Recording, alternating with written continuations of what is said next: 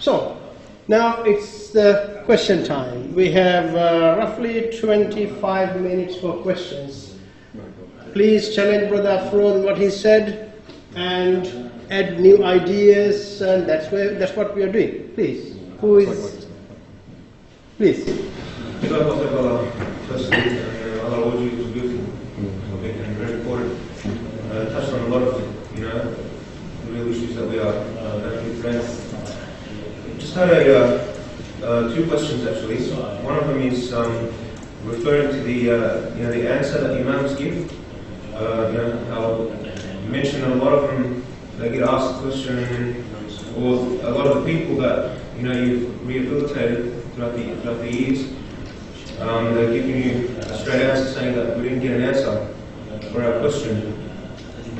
Now I'm going to be very open here and I'm going to speak very freely, and I want to probably refer to some of the situations that maybe myself and others that I know have personally gone through with some of these youth. Now, firstly, as a Muslim, there is no doubt, we can't deny that jihad is not a part of our religion, and it's not a fundamental part of religion.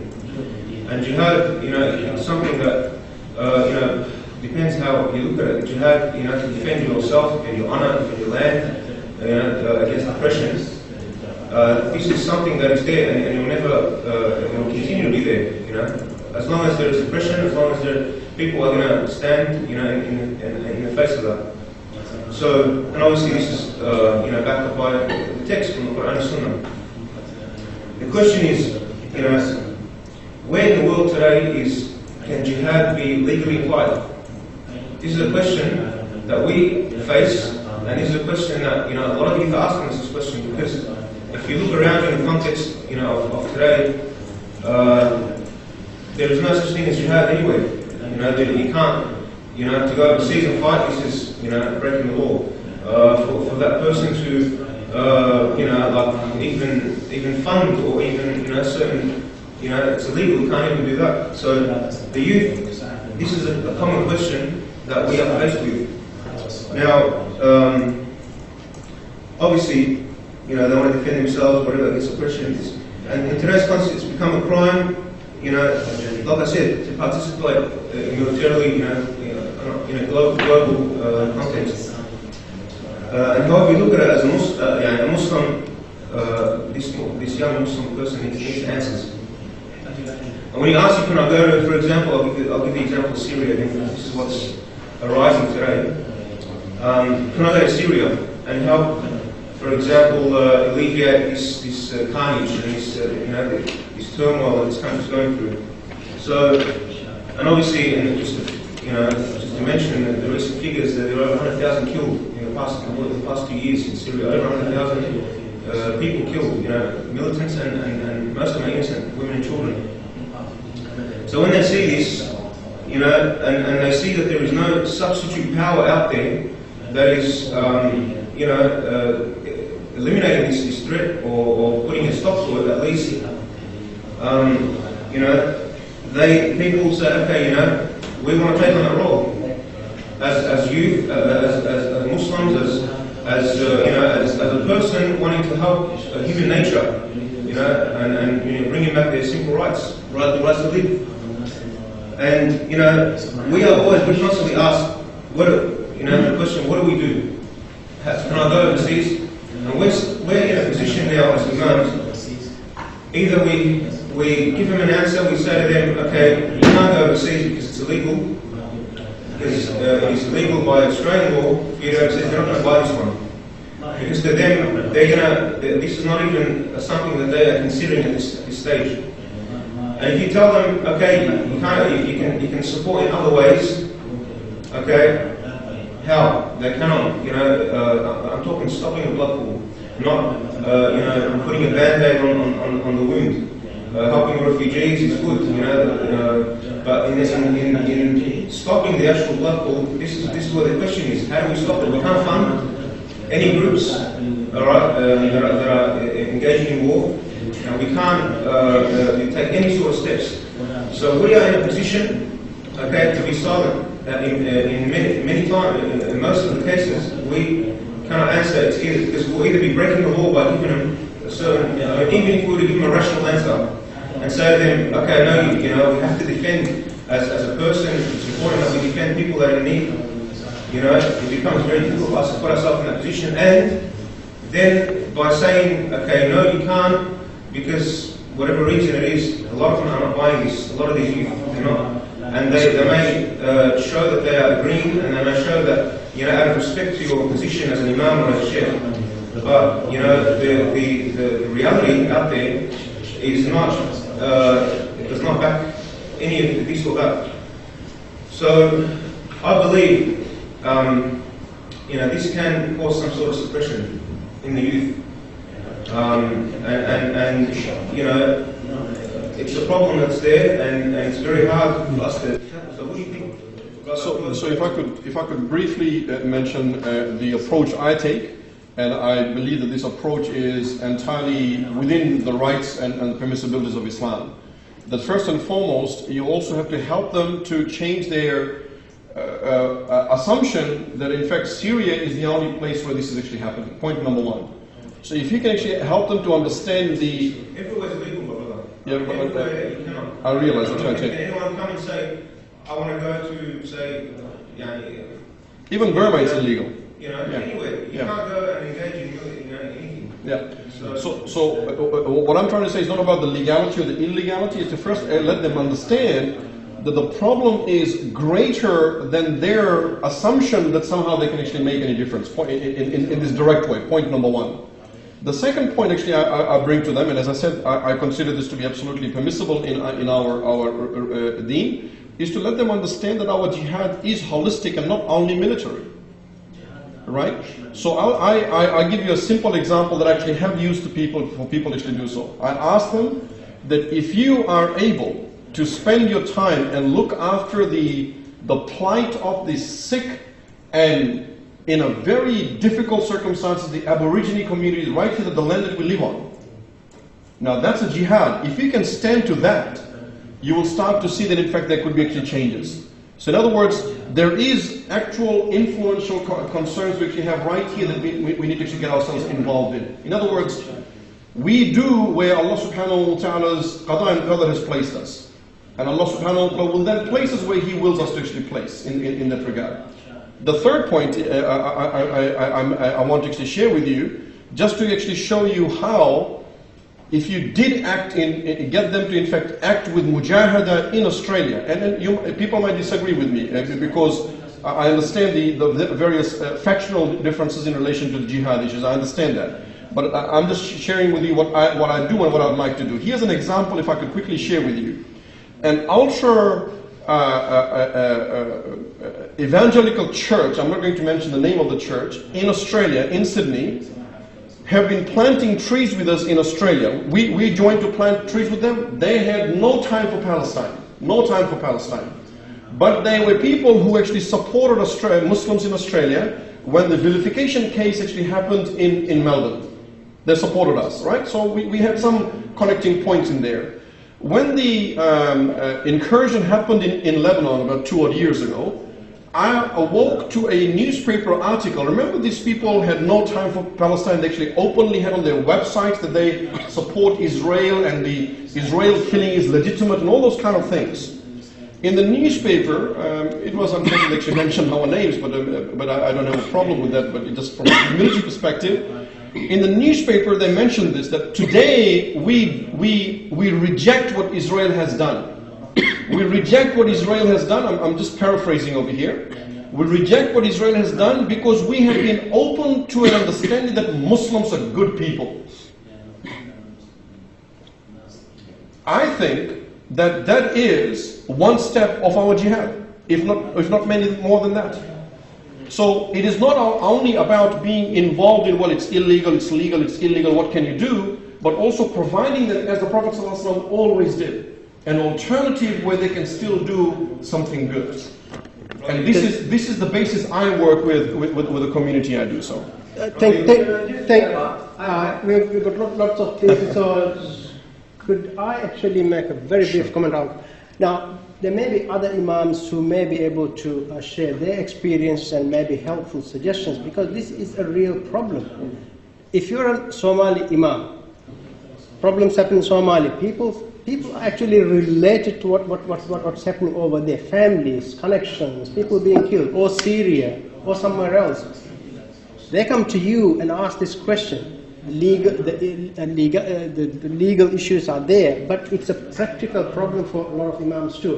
Before I go to the others in terms of questions, are there any imams who would be able to help to actually share their experiences in terms of helping on this front? Please. I think it's very important to bring religious justification because I did not see you mentioning the role of the parents. The jihad has many requirements. One of the most important requirements is the permission of the parents, which is very important. I mean, how come you can go to jihad and you don't take the permission of your parents? This is an Islamic requirement for jihad. So I think it's very important to the holistic understanding of the entire Islamic point of the topic. Absolutely yes. true. And there are other requirements anyway. Yeah. Thank you, Sheikh Nawaz. First. Okay, there was one young man one day came to me and said, Sheikh, I want to go for Jihad al-Akbar. And I told him, who called for the jihad? There are fighting everywhere, you know. During the time of the Prophet ﷺ, he was the legitimate leader to whom every whole community, every members have given the bay'ah.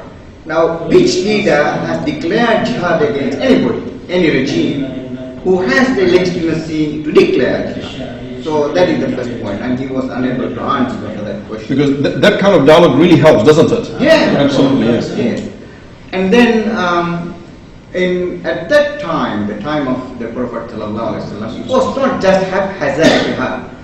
He prepared these people both mentally and physically, and in every aspect of it, the khuluq, akhlaq al-jihad. It is not just people who are just roaming around the street, druggies and going clubbing and everything, and suddenly he is turned reformed jihadist in one night. Yes.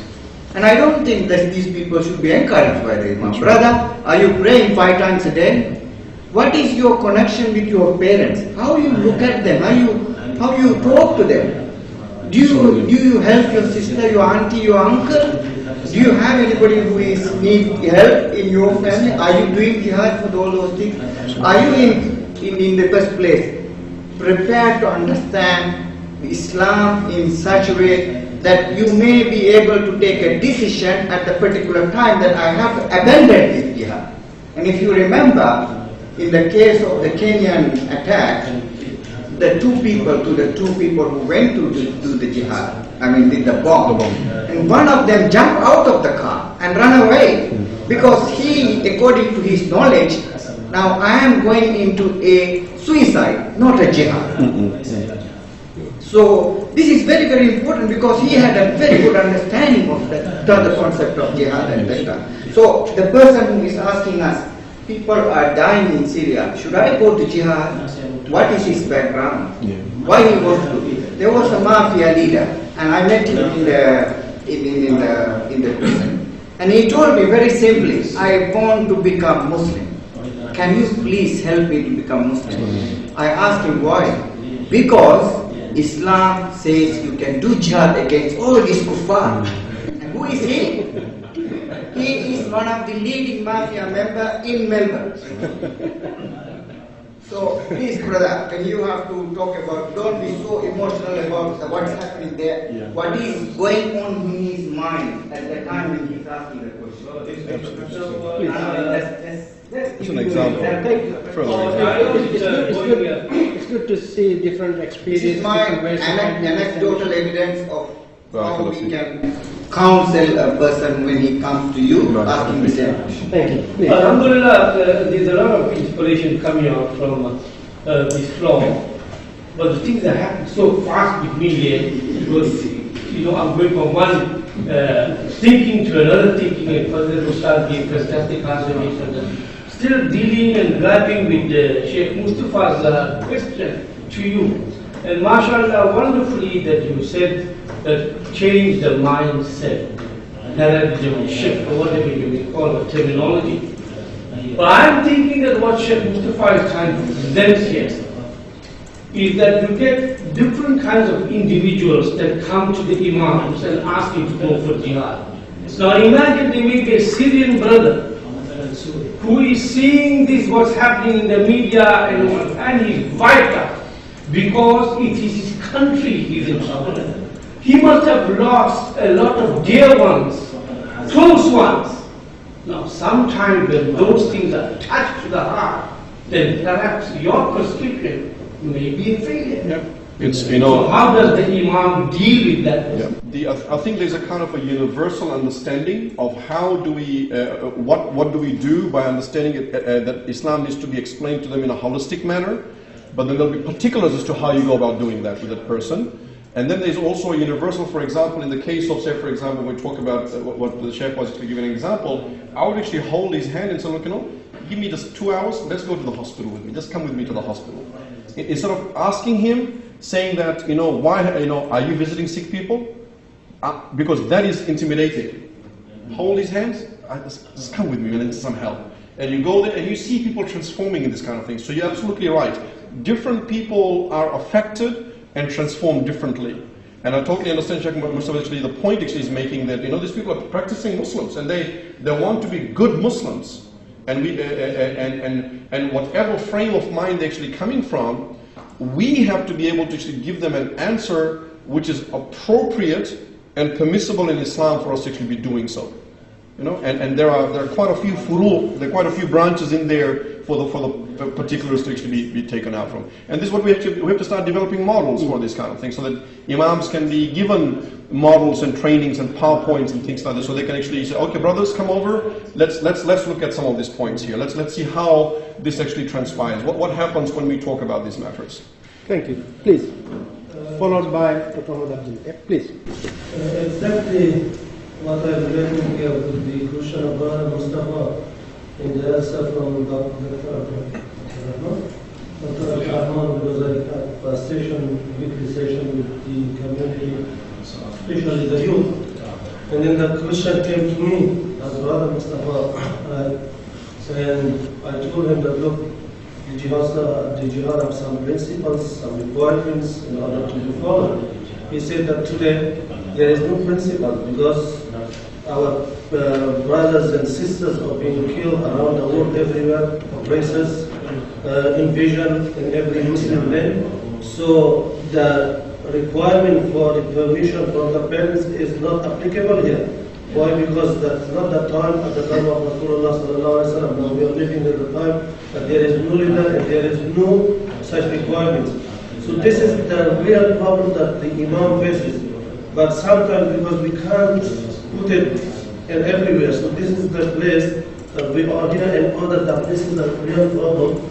And we as part of that community living here and watching every day what is going on. So how can, from the experience that for some individuals it might work, but for others it doesn't. Yeah. Because it's very difficult to convince them. And mashallah, I really appreciate what you're saying, Sayyidi. If I can actually mention 2 points over here. If we can be, if we can be proactive, instead of just answering the questions when people come to us, let's make a khutbah, let's run a class, let's run a seminar which already preempts and starts to answer some of these questions in a more holistic manner. Point number 1. And point number 2 is that, remember, just like I think the American government, for example, says that we can't wipe out terrorism 100%. We can't help we won't be able to help every person, but we help as many people as we can. And something I think the first speaker mentioned, if you can imagine there were 10 people, if you're able to change 1, 2, or 3 people in the group, that 3 people will change the others as well. So sometimes the ripple effect also has to be taken into account, and we literally have to keep an eye open and see who are the influential shabab out there and help them to be developed better, inshallah. Thank you. Dr. Jazakallah khair for a important presentation. I'm tempted to say something about the jihad, but I have a question also. So ultimately with the obviously jihad issue, it depends on the conviction, personal convictions and understanding and comprehension of the Imam himself who answers that question. Yes. And so when we speak about a paradigm shift, as you have mentioned, it seems to me that a paradigm shift should begin with the superiors, with Absolutely. the imams and the leaders. Absolutely. And in saying that, I pity the imams because they have to be imams and sociologists and psychologists and everything else at once, and which is really daunting. In Muslim countries, you have Wazarat al-Awqaf, you have the Minister of Religious Affairs that has different departments, these are different things. Now, the Imam is the department himself, and he's dealing with the limited resources, so it's very daunting. So my question, I guess, is what professional development programs would you recommend for Imams so that they rise to the level of being able to, one, comprehend al-waqa, the jurisprudence of reality. Yes. In other words, how to, professional development programs so that they're able to interpret text with context, one. Second, what programs that they can undergo so that they are able to understand the socio-economic political context of the country, so that when they answer, they know this context well. Thirdly, the skills that they may require to handle some of these difficult issues. Understood. My recommendations are the following. Something which I happen to do with some locations around Australia, New Zealand, and some of the other places. I believe that the Imams have to revisit fiqh with usul by taking specific issues and breaking it out not only from a ruling and fiqh perspective, but returning to the text context and understanding the usul of these matters, and so that we can tease out the takhrij of all of this in a manner that allows the person to actually understand the qawaid behind it, etc., so that they can start to understand how this ruling actually has come about. That's, I think, point number one that actually really needs to actually be happening. And I think we all should be, and we all are, inshallah, humble enough to say that when the shuyukh are wanting to present, we're all going to learn something from all of this. And so there's no shyness from this to say, oh my God, I have to go to an usul class, I did that 10 years ago. No, we come to actually understand the context in that regard, number one. Number two, that is actually, I think, extremely important, is to actually look at the fiqh al-waqiyah in the contemporary issues and working together in getting some key answers for them. And I think there should be think tanks and seminars for those kind of things. So in other words, how do we understand our responsibilities in Australia, as an example, from a fiqh perspective, because many of the practicing Muslims are not interested in the socio-political explanations of the whole thing. And therefore we provide some clear answers to some of the kulliyat and hopefully some of the juz'iyat as well. So we have to act in that regard. Some of the tools and skills. Effective communication. Number one, the skills of communication and logic is extremely important for us to actually understand. Because as mantiq is, if we understand the shari'i element of mantiq and as well as the linguistic elements of mantiq, I think we can change our discourse so quickly in that regard. So effective communication, I think, is extremely important. Number two, there's no particular name to this particular training, but it's about what they're called nurtured social intelligence. How do you develop, first and foremost, obviously amongst the trainers, so the trainer kind of a course of social intelligence constructions. How do you allow people to understand their place in a particular social construct, and how do they make sense of it from an Islamic point of view? The permissibilities of it, the impermissibilities of it all, in a social intelligence framework. And there's about 4 or 5 different frameworks for social intelligence itself. We can utilize them to actually provide our imams a training which actually helps them to actually understand from a shari'i perspective as well. Because I think social intelligence is extremely important for actually understand the contextual elements we're going to be actually talking about as well. The last suggestion actually I want to make in this regard is that I think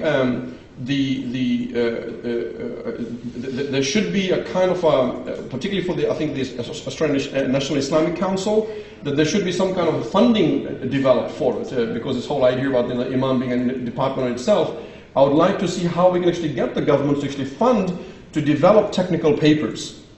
And I think this will keep many of us busy as well, to writing some good technical papers, on matters that need to be addressed, developing those resources. So some research skills, which I'm sure you will be very happy, mashallah, ya Sheikh, to teach everybody in terms of research skills. But I think research skills is also extremely important, because right now today, the reality is, unfortunately, that many of the people who are giving people advice are only relying on the books they tend to know about, or what they have sort of in a narrow way learned. They have not realized, unfortunately, the depth and the width of this deen. And so some research skills need to be learned. And I think through technical papers and writing them together through proper nurtured leadership, I think we can actually get our imams to learn that in fact this deen is a bit more wider than what we had probably anticipated ourselves. I think we sort of run out of time. We've got a few more questions, but if it's half a second, yes. Half a second for each of us. I just want to know when a jihad becomes not jihad. Now, with what is happening in the international setup now, war and everything, there is a war of classes, class war, Shia, Sunni war. That's right. International politics, how it played. America is pushing Saudi Arabia to engage in this thing so that they can contain these Alawis, and then the Iranian can be taking a back or something like that. So I just wanted to know where the jihad fit into. Are we really exploiting Islam, or we are really? Sorry for this if I hurt anybody, but I just really need to be enlightened on this. That's a very big question, so maybe we'll leave the answer to another session, and just half a second. And Sheikh Abdullah has just saved me from answering a very difficult question. Yes, I have a suggestion. Yes, sir. So that will solve some of the problems. In Saudi Arabia, we have collected hundreds of questions from the members of Al-Qaeda. We call it shubuhat, and we have answered all these questions by the ulama.